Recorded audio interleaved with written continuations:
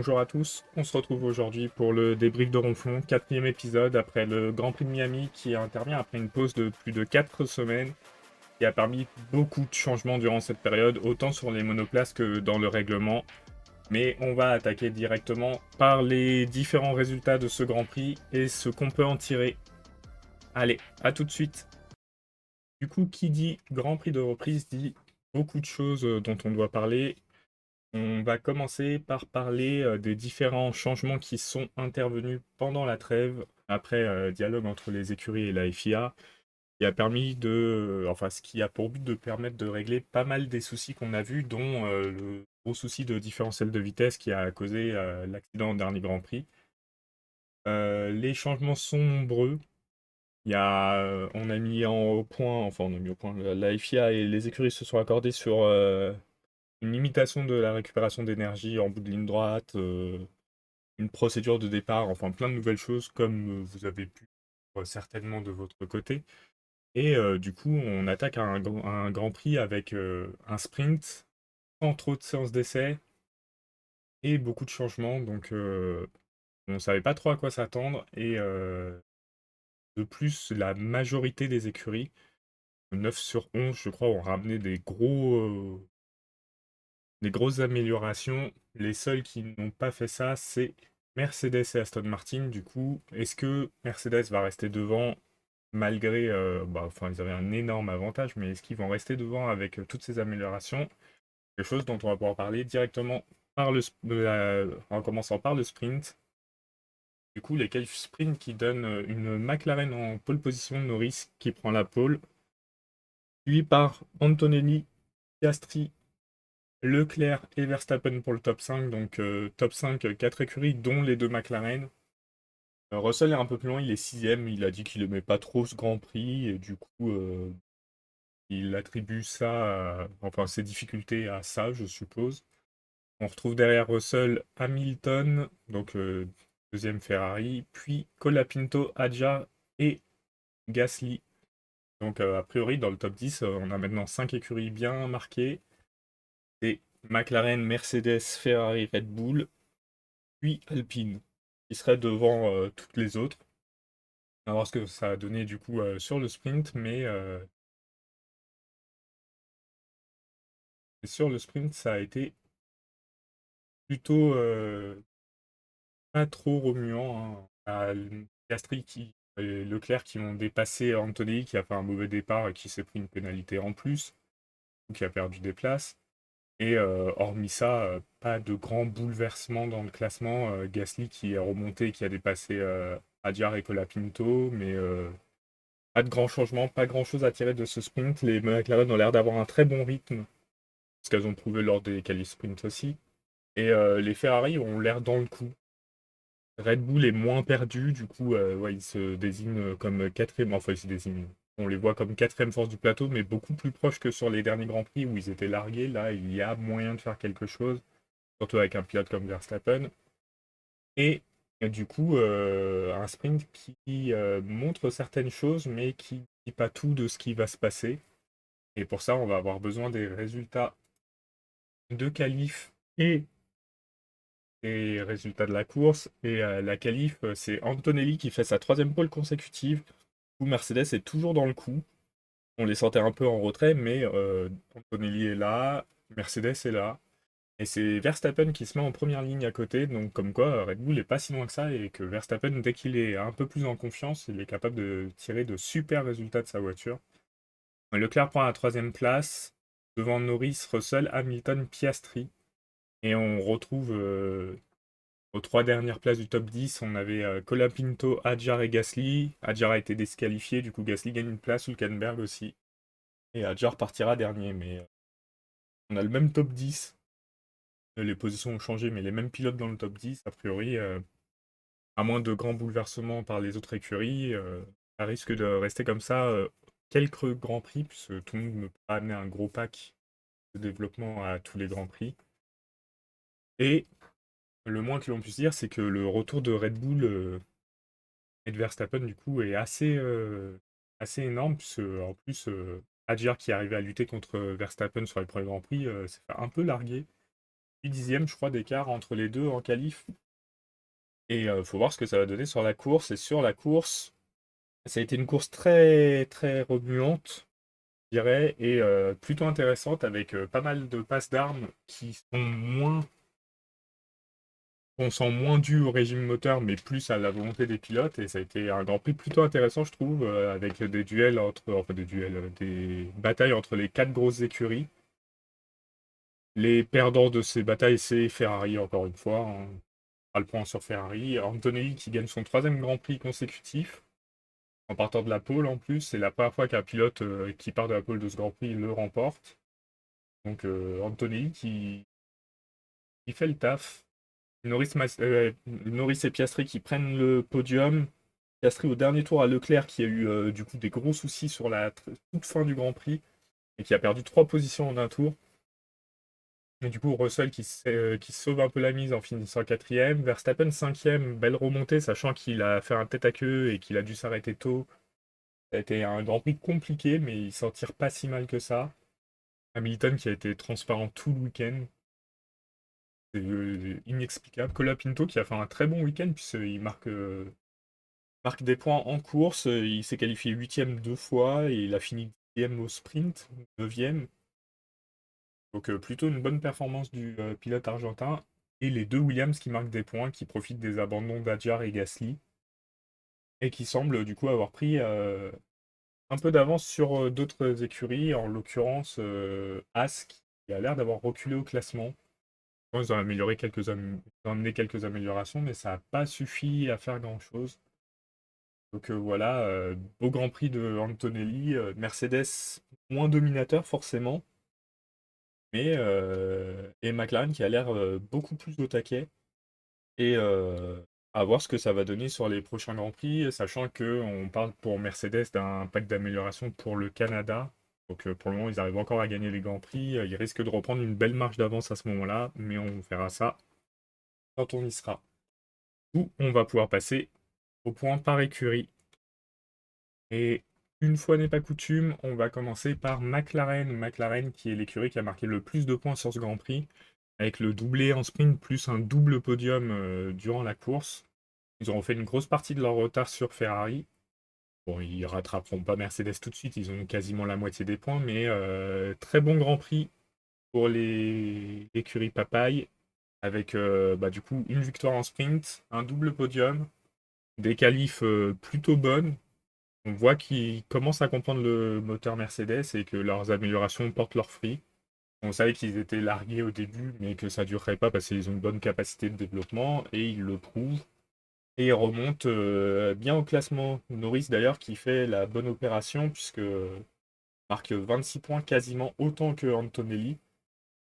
Donc bon Grand Prix pour l'écurie Orange et faut que ça continue comme ça sur les prochains Grands Prix. On voit qu'ils sont quand même en de régime depuis le début de saison. S'ils continuent sur ce rythme-là, ils devraient dépasser Ferrari prochain Grand Prix, je pense. Ce Ferrari a du mal. Et se battre avec Mercedes peut-être pour les victoires. Après, à voir ce que ça a donné le pack de développement de Mercedes. Mais pour le moment, McLaren qui s'établit comme la deuxième force du plateau, j'ai envie de dire. Et on va passer à l'écurie suivante. Et c'est au tour de Mercedes. Mercedes qui s'en tire plutôt bien dans ce Grand Prix où justement ils auraient pu être beaucoup plus en difficulté puisqu'ils n'ont pas amené de développement, mais ils avaient suffisamment d'avance pour s'en sortir et Antonelli a fait un très très bon Grand Prix. C'est lui qui prend le plus de points sur le sprint plus la course, sachant qu'en plus son sprint n'a pas été fameux, il a pris que 3 points. Il a pris sa pénalité, il a raté son départ. Donc Antonelli qui porte un peu Mercedes sur ce Grand Prix. Russell qui était beaucoup plus en retrait, qui s'en tire très très bien sur le Grand Prix. Normalement, il devait avoir au maximum la cinquième place. Il a eu la chance d'avoir la quatrième suite au déboire de Leclerc, mais il va falloir qu'il fasse attention. Russell, il dit qu'il n'a pas de pression, que c'est le début, que c'est pas grave, mais Antonelli, il est sur 3 victoires consécutives. Il a fait une deuxième place. Il est très très bien pour le moment, le jeune Italien. Il va falloir réussir à reprendre l'avantage psychologique assez vite pour Russell. Alors, la troisième force du plateau, c'est Ferrari sur ce Grand Prix. C'est un peu une déception malgré tout, puisque ils avaient l'air d'avoir apporté pas mal d'améliorations aussi. Ils auraient dû être au taquet, mais Leclerc a fait le job, je pense. Il a fait ce qu'il pouvait faire. La voiture a des problèmes avec bah, le moteur déjà qui est moins puissant. Ça se ressent face aux deux grosses écuries motorisées par Mercedes, même face à Red Bull. Et la gestion des pneus est bizarre. Les choix stratégiques sont étranges, mais c'est Ferrari et Hamilton a été transparent sur ce Grand Prix, malheureusement. Il n'a pas fait mieux que septième, je crois, sur toutes les séances, donc c'est pas fou pour une Ferrari. Et pouvoir espérer mieux, sachant qu'en plus les arrêts ont été catastrophiques sur le Grand Prix, avec 3 secondes 5 au mieux, je crois, pour Leclerc. Donc ouais, un Grand Prix un peu traversé difficilement par Ferrari. La fin du Grand Prix de Leclerc qui a été un calvaire où il perd 3 positions et 25 secondes en un tour. Un Grand Prix difficile pour l'écurie italienne et il va falloir se remobiliser dès le Canada et réussir à faire quelque chose parce qu'il y a toujours les bons départs, il y a toujours la hargne de Leclerc, mais il manque un truc. Et on pensait qu'il y aurait la duo pour le moteur après ce Grand Prix, mais ça va pas être le cas a priori. Donc voir ce que ça va donner. Et beaucoup de choses à travailler pour Ferrari, je pense. Ils ont pas mal de choses à revoir et à discuter en équipe. Dont le premier arrêt de Leclerc, enfin le seul arrêt de Leclerc qui est bizarre, puisque Leclerc avait ses pneus plutôt bons.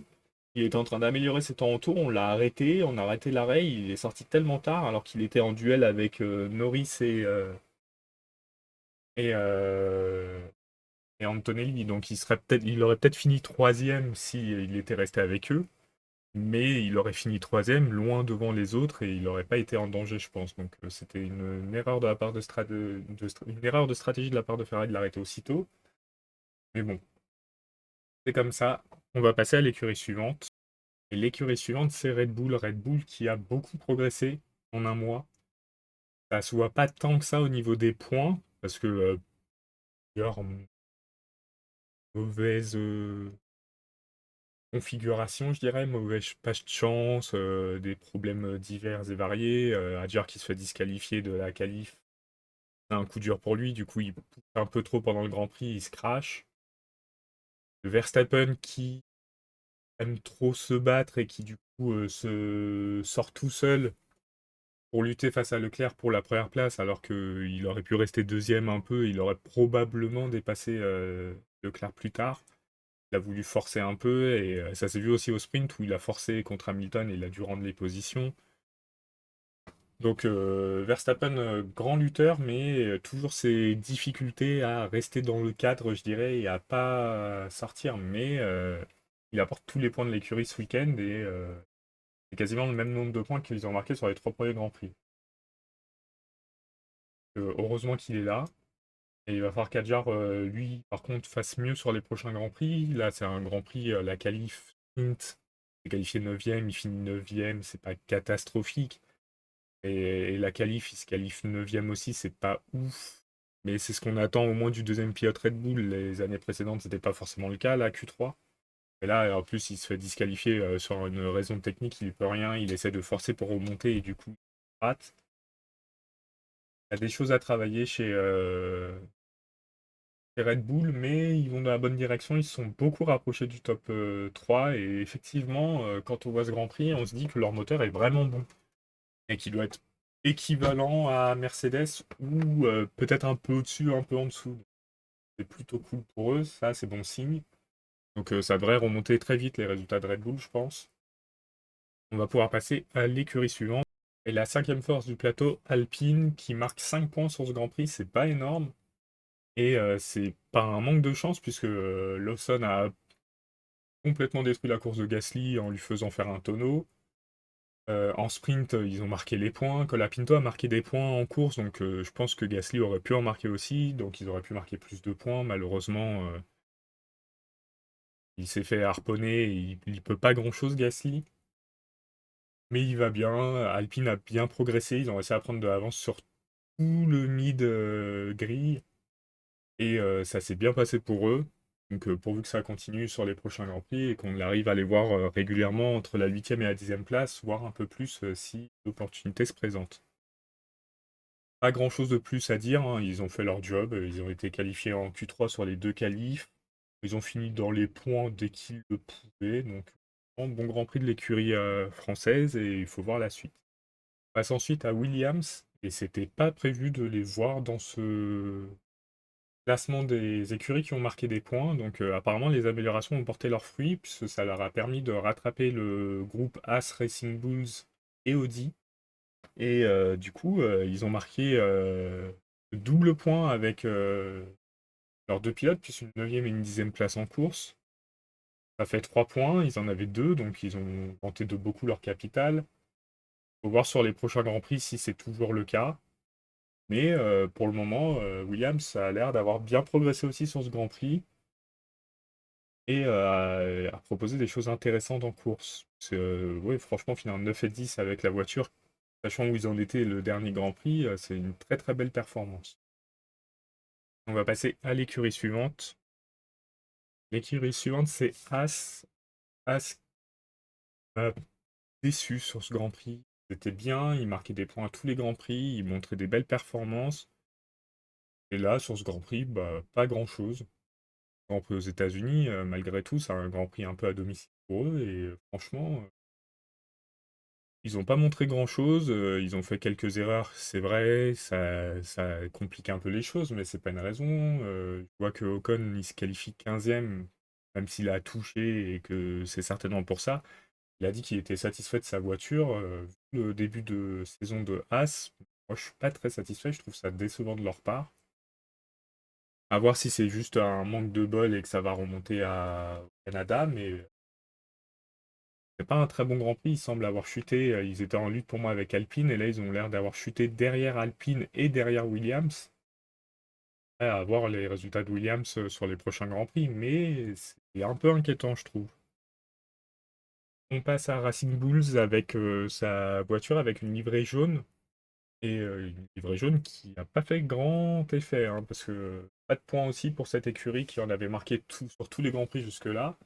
Et du coup, les performances en plus, elles sont pas folles. Il y a une. Lawson, je crois qu'il a été sorti en Q1 en sprint. Il n'y a pas eu de gros résultats. On vérifie. Q1, son grille de départ course. 16e Lindblad, de justesse pas éliminé, mais pas une bonne performance. Lawson 11e, c'était mieux. Et si je regarde la grille sprint, Lindblad était dernier, parce qu'il est parti, je suppose. Et Lawson s'était qualifié 17e, hein, donc 16 et 17, très mauvaise performance derrière les Williams à chaque fois. Pas ce qui s'est passé pour l'écurie italienne. Mais ouais, c'était pas la joie pour les écuries italiennes, ça se passe mieux pour les pilotes italiens sur ce Grand Prix. Et à Racing Bulls, pareil, ils vont devoir, comme As, montrer qu'ils peuvent faire mieux sur le prochain Grand Prix. C'est un peu une déception aussi. Et faut voir ce que ça donnera au Canada, mais je suis encore plus inquiet pour eux que pour As. Face à Audi, et Audi qui a beaucoup souffert sur ce Grand Prix, beaucoup de problèmes techniques, un manque de performance. On sent qu'ils sont à la fin de ce mid-grille parce qu'il leur manque des choses. Il y a peut-être le manque d'expérience qui, je sais pas, mais c'est pas. Ça a été bien sur le premier Grand Prix, vous aurez réussi à marquer des points, mais depuis, c'est pas mirobolant et sur ce Grand Prix, c'est même plutôt inquiétant avec les problèmes techniques qu'il y a eu. Après, est-ce que 9e, c'est pas le résultat qu'on pourrait attendre pour Audi de base? Je pense que si, ils partent de moins loin que Cadillac et Aston Martin, mais ils sont censés être derrière les autres écuries. Donc pour le moment, ils sont à leur niveau. Ils arriveront à progresser cette saison et à se rapprocher et à lutter pour les points régulièrement, je suis pas sûr, mais il y a quand même eu des moments où il y avait de l'espoir, puisque Hülkenberg est parti 10e quand même, il s'est qualifié 11e. Donc il y a du rythme en qualif. Pour c'est beaucoup plus compliqué. On va passer à nos deux dernières écuries. commence par Aston Martin. Aston Martin qui a réussi à finir le Grand Prix. Donc c'est une bonne chose. Et à finir le Grand Prix avec les deux pilotes en plus. En rythme de course, ils sont encore un peu largués, hein, quand on voit les meilleurs temps au tour, si je dis pas de bêtises, on peut les voir. Meilleurs temps au tour, ils ont fait mieux que Lawson, mais Lawson a roulé 3 tours. Mais sinon, ils sont un peu loin. Quoique pas tant que ça. Si, ils sont à 5 dixièmes mini des écuries devant. Sachant que c'est Lindblad, le pilote devant, et qu'il n'a pas beaucoup roulé. Enfin, qu'il a roulé, mais voilà, il a quand même 5 dixièmes d'avance et il a pas été fantastique sur ce Grand Prix. Donc, ouais, c'est compliqué pour Aston Martin, mais ils ont réussi à faire ce qui était annoncé par Honda, à avoir un moteur plus fiable et finir la course avec les deux pilotes. Donc, c'est une bonne chose. On se contente de ce qu'on peut quand on peut. Alonso a pu se battre avec Perez et il a fini meilleur des 4 derniers, du coup. Donc, c'est pas si mal, c'est pas si mal. Il leur manque encore la performance, mais je crois qu'ils avaient dit Silverstone pour leur premier pack. Donc c'est pas pour tout de suite. Malgré tout, ils finissent les courses, ils ont amélioré le moteur, ils ont besoin de la duo, de toute façon pour progresser, on le sait. Et voilà, ils ont fait le minimum vital sur ce Grand Prix, et c'est déjà une amélioration comparée au premier Grand Prix. Et pour finir, on passe à Cadillac. Cadillac, il n'y a pas grand-chose de plus à dire sur chaque Grand Prix, hein. Ils finissent les courses, ils n'ont pas les performances. Ils se font rattraper par Aston, mais ça semble pas aberrant. Donc, ouais, pas grand-chose, je pense, à espérer pour Cadillac sur cette saison. Il va falloir qu'ils aillent chercher les performances et tout, mais c'est ce qui va prendre du temps. C'est une première année pour eux. Ils ont fini la course avec les deux pilotes. Ils ont un rythme pas fou, mais bon, on en est là. Et va falloir voir ce que ça donne sur le Grand Prix, mais j'ai l'impression qu'il va pas y avoir beaucoup de changements pour l'écurie américaine. Pour les prochains Grands Prix, ça devrait être toujours le même type de Grand Prix. Manque de performance, mais travail de la fiabilité. Voir quand ils amèneront du développement, voir si ça porte ses fruits ou pas. Je crois qu'ils en ont amené un petit peu sur ce Grand Prix, mais ça n'a pas l'air d'avoir été fou. Et c'est important pour eux de toute façon de pouvoir faire le lien entre les développements et les performances vues en soufflerie et en développement, et d'essayer de se rapprocher de la majoration de leurs performances. Et du coup, pour revenir sur le titre de cet épisode, Red Bull de retour, j'ai l'impression que oui, Red Bull est de retour. Red Bull va pouvoir jouer des gros points et des podiums très prochainement, je pense. Il faut voir ce que ça donnera sur le prochain Grand Prix. Il faut voir ce qu'Adiar va réussir à faire. Mais Verstappen aurait pu avoir un podium s'il n'avait pas eu cette erreur en début de Grand Prix. Donc c'est le retour de Red Bull et je pense qu'ils peuvent inquiéter Ferrari. Il faut que Ferrari se méfie parce qu'il risque de devenir rapidement quatrième force du plateau à ce rythme-là. Et heureusement qu'ils ont pris un bon début de saison avec beaucoup de points. Mais depuis, Ferrari, c'est un peu inquiétant. Red Bull est de retour et il faut se méfier d'eux. On va pouvoir passer au top et flop. Et on va changer le principe du top flop qu'on avait jusque-là avec 3 tops, 3 flops. Et on va passer à un top, un flop. Ça ira un peu plus vite. Ça permettra de réduire la durée de la vidéo et surtout de se concentrer sur ce qui est vraiment important pour moi. Et là, je pense qu'en top, on peut mettre les changements mis par la FIA qui ont permis d'avoir une course beaucoup plus course que les 3 premières. On n'a pas eu les mêmes soucis avec les régimes moteurs qui ont l'air d'avoir de l'importance, les pleines charges en ligne droite ou s'arrêtent trop tôt. Là, on a senti qu'on était plus proche d'un vrai Grand Prix avec des vraies batailles, des vrais dépassements et c'était très agréable à voir. Donc félicitations à la FIA et aux différentes écuries de s'être mis d'accord pour ces changements qui ont l'air de porter leurs fruits. Et c'est une bonne chose et on va passer au flop qui, pour moi, est Ferrari. Ferrari a amené des pièces qui ont l'air performantes, mais qui a tout raté sur le Grand Prix du moins. Sur le sprint, ça s'est plutôt bien passé pour Leclerc, mais sur le Grand Prix, plein de choses incompréhensibles. L'arrêt au stand n'est pas compréhensible. Le moment de l'arrêt au stand n'est pas compréhensible. L'efficacité des arrêts au stand ne sont pas correct. C'est pas normal alors que c'est un de leurs points forts, là, les arrêts au stand à Ferrari. Sur ce Grand Prix, tout est passé à côté. Hamilton qui est un peu fantomatique, aussi. Non, point positif chez Ferrari, c'est Leclerc, mais le reste, sur ce Grand Prix, en tout cas, ça fait partie du flop pour moi. On va pouvoir du coup passer aux différents classements. On se retrouve pour le classement pilote dans quelques secondes. On se retrouve donc avec un classement des championnats pilotes largement dominé, enfin 20 points d'avance quand même, en cas de Grand Prix, c'est pas mal, par Antonelli. Il a donc 20 points d'avance sur son coéquipier, 3 victoires à 1. Derrière, on retrouve Leclerc qui a 63 points, qui est pas si loin de Russell, mais qui je le vois plus aller sur une pente descendante que montante, puisque Norris, lui, a bien progressé. Il est passé à 51 points. Il a pris 24 points, je crois, sur ce Grand Prix. Beaucoup de points pour le pilote anglais, le champion en titre. Hamilton, 49 points, a perdu une place. Piastri a bien progressé, Verstappen aussi. Derrière, le classement n'a pas trop changé que ça. Gasly a pris un point, il se rapproche de Biermann. Pinto a gagné 4 points, donc il est pas mal monté. Sainz en a pris 2, il a gagné une place par rapport à Bortoleto. Donc pas de gros changements. Asjar qui coule un peu au classement, il va falloir qu'il se remobilise. Et on va pouvoir passer au classement du championnat constructeur.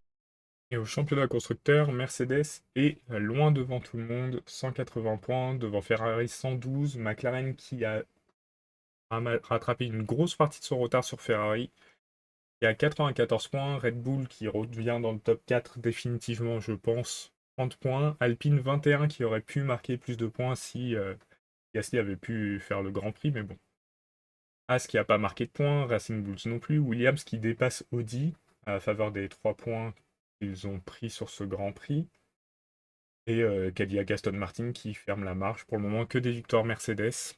Combien de temps ça va durer, je ne sais pas. Je pense que la prochaine écurie à prendre une victoire, ce sera probablement McLaren. Ou peut-être Red Bull. Du coup, je crois de moins en moins en Ferrari pour cette saison. Il faut voir s'ils vont pouvoir améliorer le moteur, mais ce ne sera pas tout de suite de toute façon. Donc ouais, je pense que si on doit établir l'ordre des écuries après ce Grand Prix, je dirais Mercedes, McLaren, Ferrari devant Red Bull de justesse, Alpine. Et après, c'est un peu plus compliqué. Un groupe de 3, Williams, Haas, Racing Bulls, Audi juste derrière, et Aston Martin, Cadillac pour fermer la marche. Donc voilà pour ce débrief de Ronflon. Si ça vous a plu, je vous propose de liker la vidéo ou de commenter, on pourra discuter comme ça. Et n'hésitez pas aussi à vous abonner à la chaîne, ça fait toujours plaisir. Merci à vous et on se retrouve très prochainement pour une autre vidéo. Salut!